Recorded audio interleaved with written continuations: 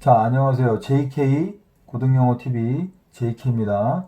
자, 앞에 보셨던 그 칭찬 글들, 그리고 자료 칭찬해주는 그 글들 너무 많이 감사드리고, 그렇게 번거롭게 일일이 또 좋은 말씀 남겨주시는 것들도 어떻게 보면 되게 번거로운 일인데, 말 한마디 한마디 굉장히 감사히 잘 받아들이겠고요. 또 이제 몇 분 중에 이런 걸 또 궁금해 하시는 분들이 계시더라고요. 변형 문제는 어떻게 만들면 좋겠냐, 어떻게 만들어야 또 제가 만든 것처럼 만들 수 있냐, 이렇게 물어보시는 분들이 계셔서 제가 알고 있는 노하우를 조금 전달을 좀 해드리겠습니다. 자, 지금 이 영상은 당연히 강사분들에게 도움이 되겠지만 제가 볼 때는 학생들도 굉장히 많이 도움이 될 거라고 생각을 합니다. 학생들도 굉장히 많이 도움이 될 게, 학교 문제가 어떻게 나올지를 본인이 예측을 할 수 있는 부분, 그러니까 이런 변형 문제 만드는 방법을 알게 되면 출제자의 입장에서 생각할 수 있는 스킬이 생길 수 있기 때문에 본인이 공부하고 나서 문제까지 예측할 수 있는 그런 단계에 이르지 않을까 생각을 해요. 그랬을 때는 훨씬 더 문제 풀 때도 조금 더 수월할 부분도 있고, 자, 그래서 학생들한테도 굉장히 도움이 될 거라고 생각을 합니다.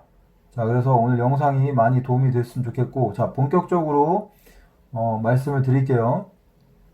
자, 우선 변형 문제는 당연히 학교 중간고사, 기말고사를 대비해서 모의고사를 변형을 하는 거고, 그렇기 때문에 학교 문제는 일반적으로 어떻게 나옵니까? 수능 형태다. 모의고사 수능 유형을 기초로 해서 만듭니다. 당연히. 당연히 수능 및 모의고사 유형을 기초로 만든다. 그러니까 수능 유형을 벗어나는 유형이 불가능한 건 아니지만, 그래도 거의 대부분 학교가 수능 유형으로 내기 때문에 여기를 토대로 내는 게 가장 합리적인 문제겠죠. 자, 첫 번째 어법입니다. 자, 어법은 어떤 지문들을 어법으로 바꾸면 되냐? 말 그대로 필수법이 많이 나와 있는 어법 사항들이 많이 들어가 있는 지문이죠. 어법 사항들이 많이 나와 있는 지문들. 우리가 뭐 매일 수능에 나오는 그런 필수법들이 있잖아요. 자, 그거 플러스 뭐다? 어떤 특별한 케이스들. 예를 들면 뭐 도치 구문이라든가 아니면 뭐 이때 강조 구문에 해당되는 그런 부분이라든가 뭐 가정법도 마찬가지겠고요. 자, 어쨌든 어법 사항들이 들어가 있는 부분이면 다 가능하다. 그런데 특히 제가 생각할 땐 그래요. 18, 19번. 18번은 글의 목적이죠. 심경이고 일치고, 자, 여기는 다른 유형으로 바꾸기가 힘듭니다. 이 18, 19, 26번은 다른 유형으로 바꾸기가 쉽지가 않다.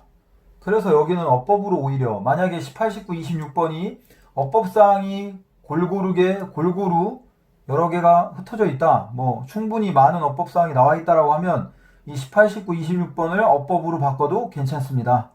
그리고 뭐 당연히 다른 지문도 다 가능은 합니다.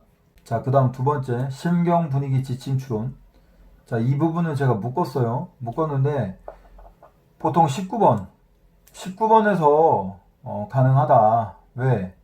이 19번이 이제 심경으로 나오거나 분위기로 많이 나오죠. 그래서 심경이 나왔을 때 분위기도 우리가 충분히 추론할 수 있고, 분위기가 나왔을 때 심경도 추론할 수 있습니다. 그래서 이렇게 교차해서 문제를 내는 경우도 있는데 솔직히 흔한 케이스는 아니기 때문에 오히려 이 19번 지문은 뭐를 봐야 되냐? 지칭 추론. 그 일화가 이제 지칭이 뭐 예를 들면 쉬라는 지칭이 나왔는데 이게 두 사람이다. 뭐 희라는 지칭이 나왔는데 이게 두 사람이다. 그러면 네 개는 어떤 한 사람이고 하나는 어떤 사람이고. 자, 그래서 다른 지칭을 고르는 이 지칭 문제 가능할 수 있습니다. 솔직히 뭐 18번, 19번은 문제를 내기가 쉽진 않지만 이런 부분들이 가능한 부분에서 낼 수 있다. 심경, 분위기, 지칭 추론은 그래서 많이 다른 지문에서 뭐 20번부터 40번까지 해서는 보통 나오기가 쉽진 않지만 어쨌든 일화가 나오는 지문 여기서 바꿀 수 있다는 거. 일화가 나오는 지문 뭐 20번에서 40번 사이에서도 일화가 나온다면 충분히 심경, 분위기, 지칭 추론 가능합니다. 자, 세 번째 요약문 주제 제목. 자, 여기도 제가 뭐 딱히 설명드릴 게 있진 않아요. 요약문 주제 제목도 당연히 뭐다? 주제가 나오는 부분에서 내주면 된다. 그래서 20번부터 24번까지, 29번부터 40번까지 질문해서 가능하다라는 거, 자, 알고 계시면 될 것 같고요. 자, 네 번째 빈칸 추론. 여기서부터가 좀 중요하죠. 자, 빈칸 추론. 자, 당연히 빈칸은 뭐냐? 주제 부분과 관련 있는 부분입니다. 주제와 관련 있는 부분. 특히 주제 부분이 2번 이상 언급되어 있는 부분. 그런 지문에서 빈칸으로 만들기가 쉽다라는 거. 자, 예를 하나 좀 들어볼게요. 예를. 자, 이번에 고2 9월 모의고사 저도 이제 변형을 한 건데, 여기를 보면, 자, 여기서부터 여기까지가 무슨 얘기냐, 결국.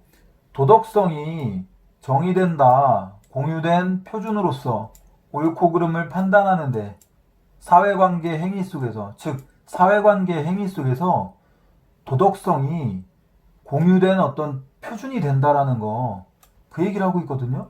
근데 그 얘기를 여기서 똑같이 하고 있어요. 여기서 인간이 의존하는 그룹 안에서 상호 의존적인 관계는 공유된 도덕성 없이는 불가능하다라는 거. 같은 얘기를 이렇게 2번 하고 있죠. 그죠?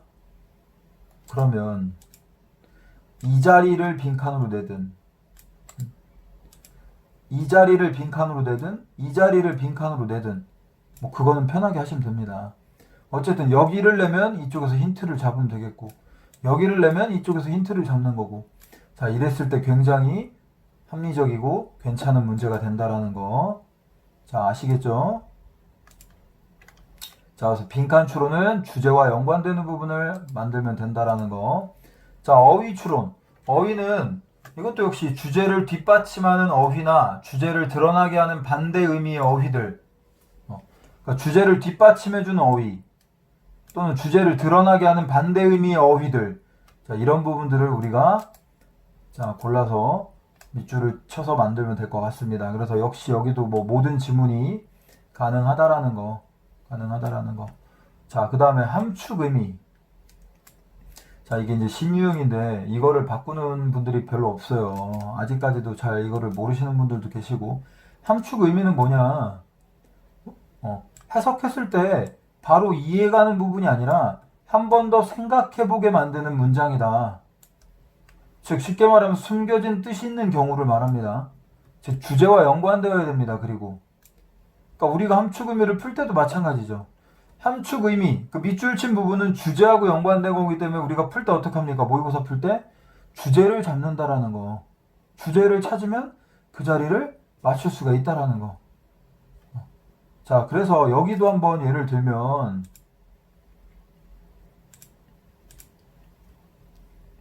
자, 제가 한번 바꿔봤는데 여기도 고2 모의고사입니다. 자, 예를 들면 여기 한번 볼게요. 이걸 그냥 한번 해석을 하면 어떻게 돼요? 당신이 알맞은 시간을 가질 때, 당신의 감정을 소화하고 분석할 알맞은 시간을 가질 때, 여기만 딱 보면 이게 무슨 얘기인지 아나요? 모르죠? 이것만 딱 읽으면 이게 무슨 말이야? 너의 감정을 소화시켜? 모르잖아요. 그죠? 이런 부분들이 그러니까 한 번 더 생각을 해봐야 되고 우리가 전체적인 문맥에서 이게 무슨 뜻인가를 찾아내야 되는 이런 부분들이 바로 함축 의미다. 그러니까 이런 자리들을 바로 함축 의미로 너의 감정을 소화시키고 분석한다라는 거. 이런 자리 함축 의미로 되면 딱 좋겠죠. 그죠? 그리고 여기가 주제와 연관되는 부분이고. 자, 그래서 자, 주제와는 연관되어야 된다라는 거. 역시 여기도 모든 지문이 가능합니다. 18, 19번 뭐 공지문 빼고는 이런 부분들이 나오는 부분을 우리가 생각해서 만들면 되겠고요. 자, 순서 삽입법입니다. 순서 삽입.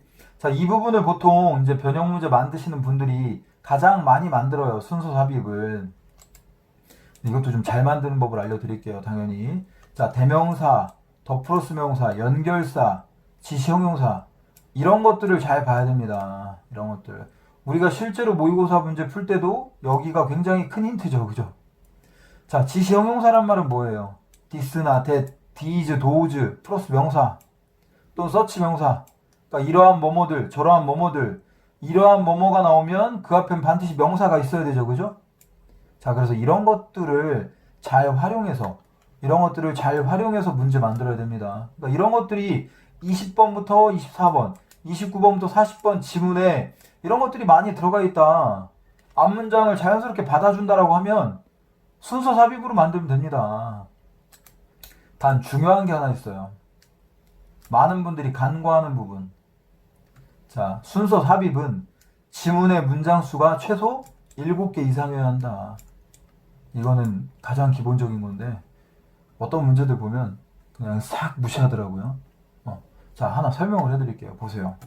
만약에 문장이 6개가 있습니다. 어떤 지문이 문장이 6개가 있어요. 그럼 이거를 만약에 삽입을 만든다고 하면 이 중에서 하나를 빼겠죠? 이 중에서 하나를 빼서 삽입을 뺐어요. 이렇게 하나. 그럼 5문장인데 자, 선택지 1번. 뭐 맨 앞에 아무것도 없는데 여기를 1번으로 넣을 수는 없잖아요. 그죠? 그럼 이거 당연히 버리는 문제인데. 버리는 기호인데. 자, 1번, 2번, 3번, 4번, 5번이에요. 5번 뒤에 아무것도 없어요. 5번 버리는 겁니다. 5번도 거의. 그러니까 자, 상식적으로 1번부터 5번까지 우리가 번호를 집어넣고 이 뒤에도 지문이 있어야 되고 앞에도 지문이 있어야 돼요. 모의고사 봤잖아요. 수능 봤잖아요. 그러니까 이런 것들이 가장 기본적인 형태입니다. 이런 것들만 잘 지켜도 무난한 문제가 될 수 있어요. 자, 그래서 순서도 삽입도 순서도 마찬가지인 게 순서도 네모 안에 이제 기본 지문 주죠. 근데 보통 문장이 2개입니다. 여기 2개. 마침표 들어가는 2개. 그 다음 A, B, C가 이렇게 나오는데 보통 다 2개씩 들어가요. 2개씩.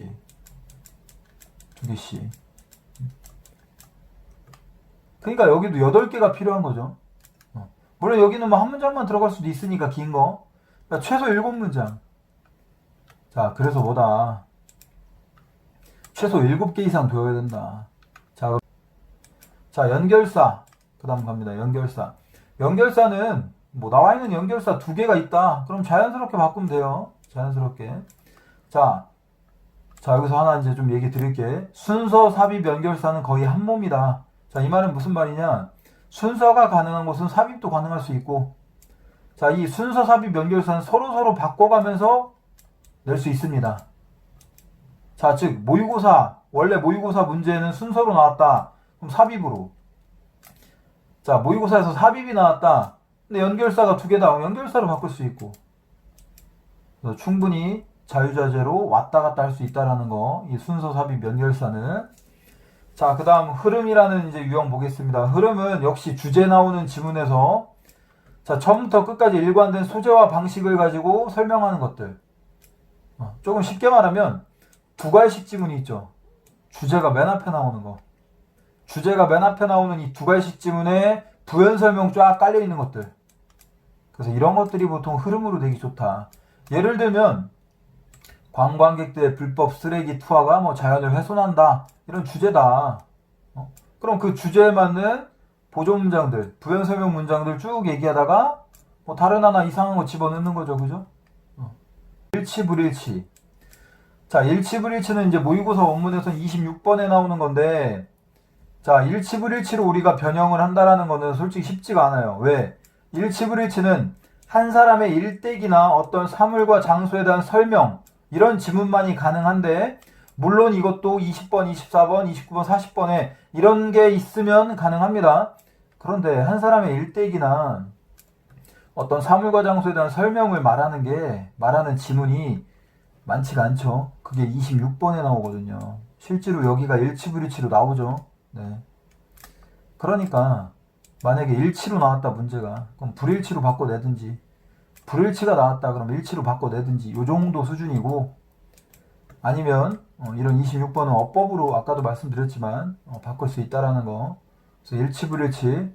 서술형을 또 이제 많이 궁금들 하실 텐데, 자, 보통 일반적으로 보편적으로 서술형은 어떤 유형이 나냐? 제일 많이 나는 게 이거죠. 영작별.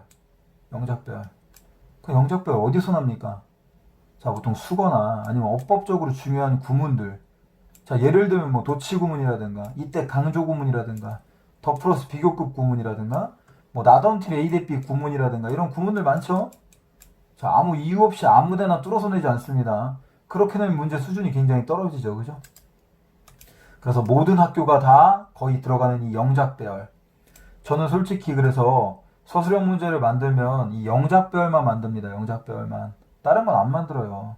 다른 거는 다 해석할 줄 알고 어법을 정리할 줄 알면 다 풀 수 있는 문제들입니다. 자, 그럼 그 예외 나머지 문제들이 어떤 게 있을까? 자, 두 번째. 어법 틀린 거 고치기. 자, 이것도 꽤 흔하게 납니다. 자, 그래서 이 영작배열과 어법 틀린 거 고치기. 이 두 개가 이제 거의 모든 학교가 많이 내는 부분들이고, 세 번째가 어떤 유형이냐? 어휘 빈칸 채우기, 접속사 빈칸 채우기, 뭐 요약문의 빈칸, 뭐 주제문을 쓴다라든가 이런 것들. 이런 거는 학교 성향에 따라 다르죠? 까지 변형 문제 만드는 법에 대해서 얘기를 했고요. 각 유형별로 어떻게 어떤 지문을 활용해서 변형 문제를 만들어야 되는지 간단히 설명을 했습니다. 자, 그래서 이러한 조건들로 문제를 만들었을 때 학교 문제가 적중이 되든 안 되든 자, 그런 거랑 상관없이 좋은 문제가 나온다라고 생각을 하고요. 즉 합리적인 문제죠. 자, 이렇게 해서 한 30에서 40문제, 많으면 50문제 정도까지 만들면 딱이라고 생각됩니다. 솔직히 50문제도 만드는 거 힘들어요.